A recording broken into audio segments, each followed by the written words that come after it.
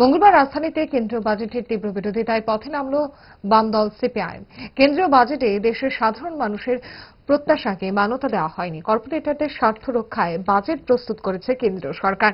বাজেটের বিরুদ্ধে দলের বিরোধিতায় সুর চড়া করে দিন রাজধানী শহরে হয় বিক্ষোভ মিছিল, পথসভা, কর্মসূচি। কেন্দ্রীয় বাজেটের তীব্র বিরোধিতা করে বামেদের অভিযোগ, এই বাজেট মোটের ওপর দিশাহীন। প্রাপ্তি যোগ বলতে শুধুই হতাশা। বিদেশি বিনিয়োগকে উৎসাহ দিয়ে দেশীয় শিল্প সম্ভাবনাকে বিনষ্ট করার বাজেট পেশ হয়েছে বলে শাসালো আক্রমণ করা হয়েছে সিপিআইএম এর পক্ষ থেকে। পথসভা থেকে শাসককে আক্রমণ করে বাম নেতা জিতেন্দ্র চৌধুরী কি বলেছেন শোনাবো। এবারে বাজেটে এই উত্তর পূর্বাঞ্চলে ডোনার একটা মন্ত্রক আছে, তাছাড়াও ডোনারের বাইরে এনইসি, উত্তর পূর্বাঞ্চল পর্ষদ এনইসি, এটা ডোনারের অধীনে না, এটা স্বরাষ্ট্রমন্ত্রীর অধীনে। সব মিলিয়ে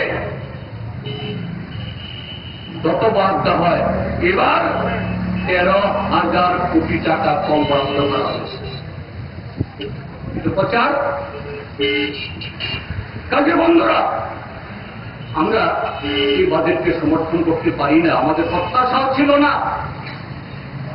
এরা সম্পূর্ণ জনবিরোধী এবং